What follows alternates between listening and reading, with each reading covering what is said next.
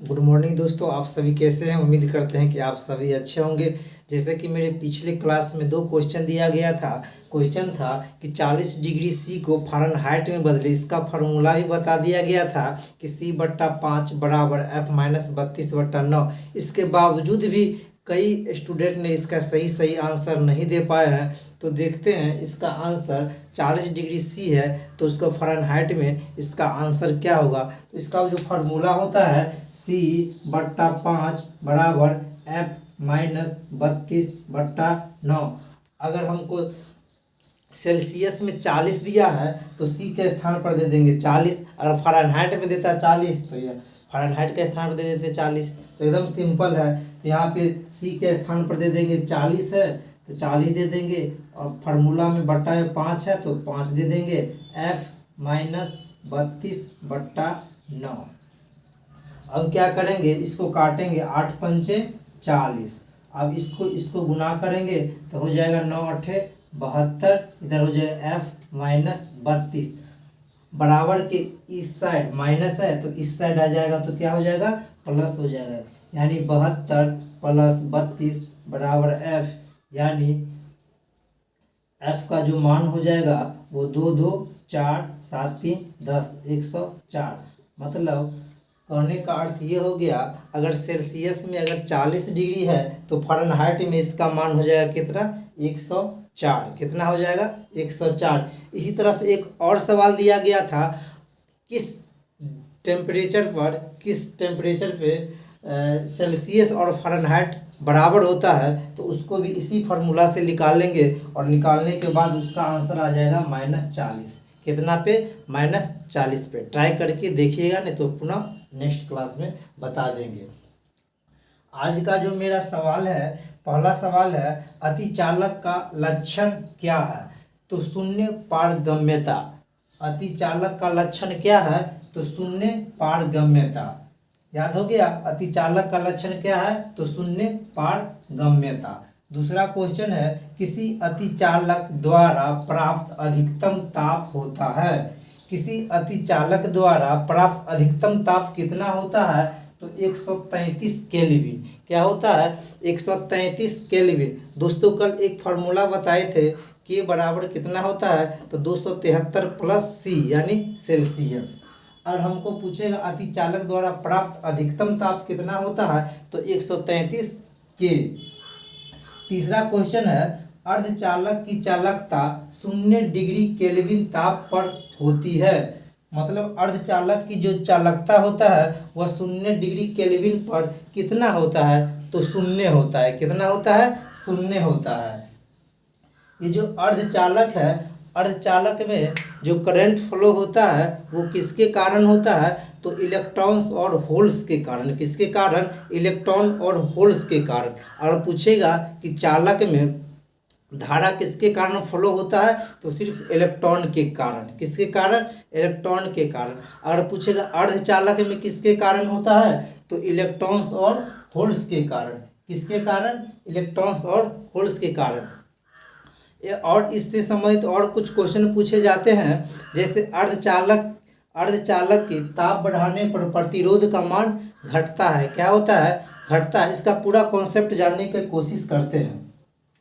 यदि किसी चालक को ताप बढ़ाते हैं तो प्रतिरोध बढ़ता है। यदि किसी चालक के अगर ताप हम बढ़ाते हैं तो उसका प्रतिरोध का मान भी बढ़ता है। लेकिन अर्धचालक में क्या होता है कि जब ताप बढ़ाते हैं तो प्रतिरोध का मान घटता है, उसके उल्टा होता है। उसके बाद मेरा जो चौथा क्वेश्चन है, परम शून्य ताप पर अर्धचालक के विद्युत प्रतिरोध हो जाता है। मतलब परम शून्य ताप पर अर्धचालक के विद्युत प्रतिरोध हो जाता है। कितना हो जाता है, अनंत हो जाता है। कितना हो जाता है, अनंत हो जाता है। पांचवा क्वेश्चन है, पराध्वनिक जेट की उड़ान के कारण क्या होता है। पराध्वनिक जेट के उड़ान के कारण क्या होता है, प्रदूषण होता है, या रोग होता है, या ओजोन के लेयर में बाधा उत्पन्न होता है। तो इसका सही आंसर हो जाएगा कि ओजोन के लेयर में बाधा उत्पन्न हो जाता है। क्या हो जाता है, ओजोन के लेयर में बाधा उत्पन्न हो जाता है। ओजोन क्या है, तो उसका फार्मूला होता है O3। क्या होता है फार्मूला, O3। क्या होता है ओजोन का फार्मूला O3, यानी ऑक्सीजन के 3 परमाणुओं से मिलने वाली गैस को ही ओजोन कहेंगे। क्या कहेंगे? परमाणु, ऑक्सीजन के 3 परमाणुओं से मिलने वाली गैस को ओजोन कहेंगे। ये ओजोन प्रदूषण भी होता है। समझने की कोशिश करते हैं एक्चुअली ये ओजोन प्रदूषण क्या होता है, जिसके कारण हाल ही में हमारे भारत में गेहूं के उत्पादन में काफ़ी कमी देखने को मिला है ओजोन प्रदूषण के कारण। ये ओजोन जो है हमारे समताप मंडल में अवस्थित होता है। कहाँ अवस्थित होता है? समताप मंडल में। इसे स्ट्रेटोस्फेयर कहते हैं। क्या कहते हैं? इसे स्ट्रेटोस्फेयर कहते हैं। कहाँ होता है? समताप मंडल में। तो ये हमारे लिए, जब ओजोन जो है वो समताप मंडल से अगर ऊपर जाता है तो हमारे लिए लाभदायक होता है। अगर ये ओजोन जो है समताप मंडल के नीचे होता है यानी पृथ्वी के करीब होता है तो हमें ज़्यादा गर्मी देता है। ये हमें फसलों को नुकसान करता है। दरअसल इसी प्रक्रिया को हम ओजोन प्रदूषण कहते हैं। यानी समताप मंडल के ऊपर रहे तो हमारे लिए लाभकारी होता है, अगर नीचे रहे तो क्या होता है? हानिकारक होता है। तो इसी प्रक्रम को हम ओजोन प्रदूषण कहते हैं। मेरा जो छठा क्वेश्चन है, ध्वनि का वायु में वेग कितना होता है? ध्वनि का वायु में वेग 330 मीटर प्रति सेकेंड होता है। कितना होता है? ध्वनि का वायु में वेग कितना होता है? 330 मीटर पर सेकेंड होता है। ये जो ध्वनि होता है, ध्वनि के बारे में थोड़ा समझते हैं। ये ताप पे निर्भर करते हैं। ध्वनि किस पे डिपेंड करता है? ताप पे निर्भर करता है, आर्द्रता पे निर्भर करता है और दाब पे निर्भर नहीं करता है। किस पे निर्भर करता है? ताप पे, आर्द्रता पे और आर्द्रता पे। और किस पे निर्भर नहीं करता है? तो दाब पे निर्भर नहीं करता है। दाब पे निर्भर नहीं करता है। और क्वेश्चन दे दिया जाए कि ध्वनि के चाल अगर 332 है, अगर उसको दाब को दुगुना कर दिया जाए तो उसका चाल क्या होगा? तो उतना ही रह जाएगा, क्योंकि दाब से उसका कोई मतलब नहीं है। ध्वनि के अपवर्तन के कारण ही मनुष्य दरअसल दिन की अपेक्षा रात में अधिक सुनता है। किसके कारण? ध्वनि के अपवर्तन के कारण।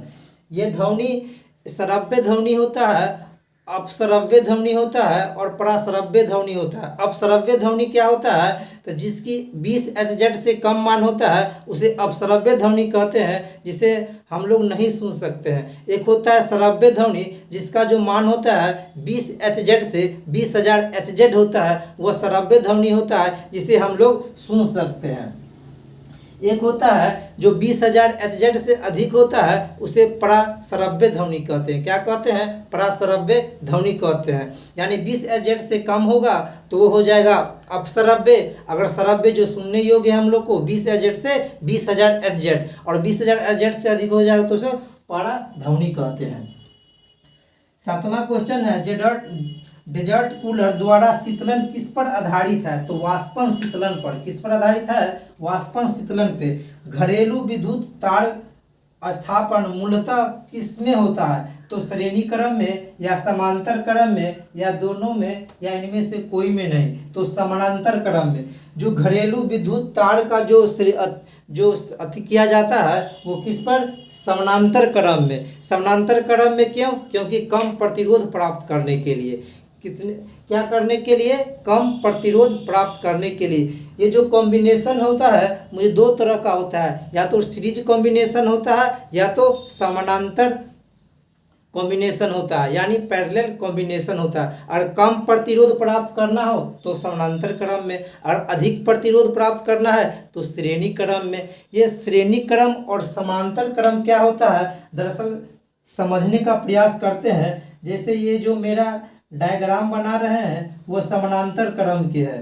जो किस क्रम का है? समानांतर क्रम के है। इसमें जो है विभवांतर का मान समान रहता है, विभवांतर का मान समान रहता है, लेकिन करंट के मान अलग अलग रहता है। करंट का मान अलग अलग रहेगा, विभवांतर सेम रहेगा, तो समानांतर क्रम। इसके अपोजिट अगर श्रेणी क्रम की बात करें तो श्रेणी क्रम इस तरह से होता है। किस तरह से? इस तरह से। इसमें क्या होता है, इसमें विद्युत धारा का मान समान होता है। इसमें क्या होता है, विद्युत धारा का मान समान होता है और विभवांतर अलग अलग होता है, और विभवांतर अलग अलग होता है। विभवांतर क्या होता है, श्रेणी क्रम में अलग अलग होता है, और इसका फार्मूला होता है R1 plus R2 plus R3। ये श्रेणी क्रम का फार्मूला होता है। अगर समानांतर क्रम का फार्मूला पूछे तो उसका फार्मूला होता है 1/R1 प्लस 1/R2।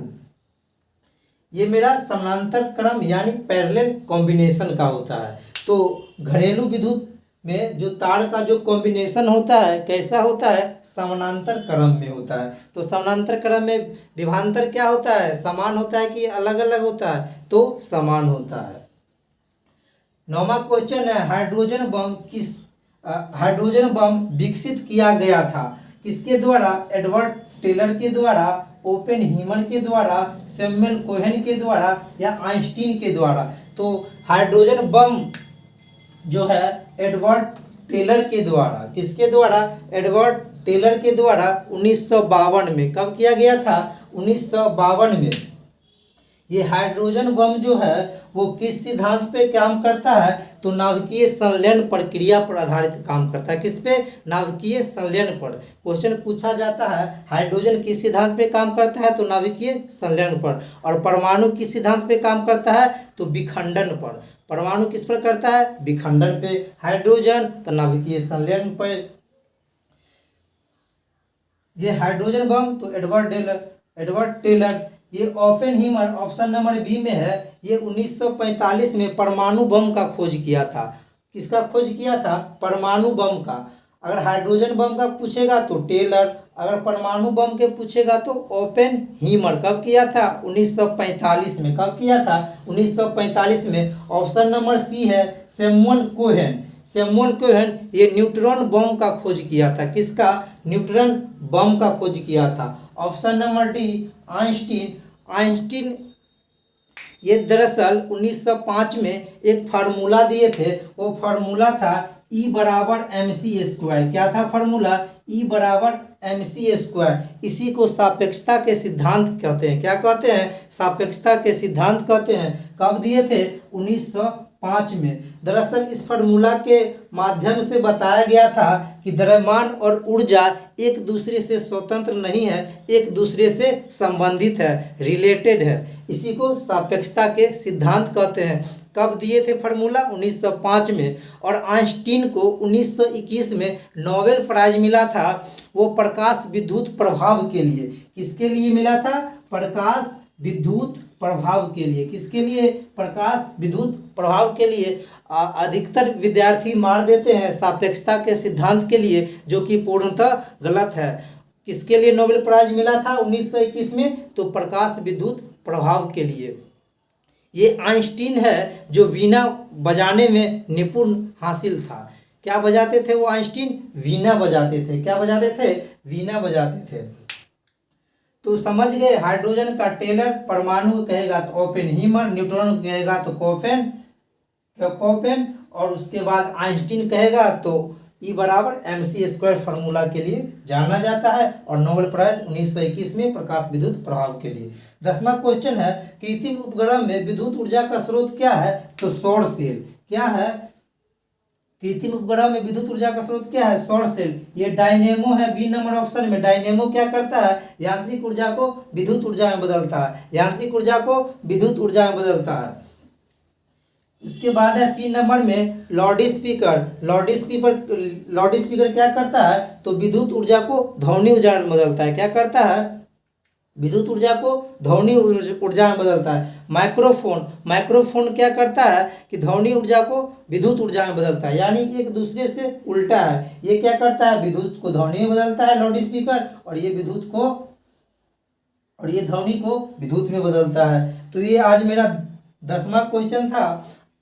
आप लोग के लिए होमवर्क के रूप में जो सवाल है, भारत का प्रथम परमाणु ऊर्जा केंद्र कहाँ स्थापित किया गया था। भारत का प्रथम परमाणु ऊर्जा केंद्र कहाँ स्थापित किया गया था। दूसरा क्वेश्चन है कि भारत में भारी जल का संयंत्र कहाँ है। भारत में भारी जल का संयंत्र कहाँ है दोस्तों, इसका आंसर जरूर कमेंट कीजिएगा। धन्यवाद।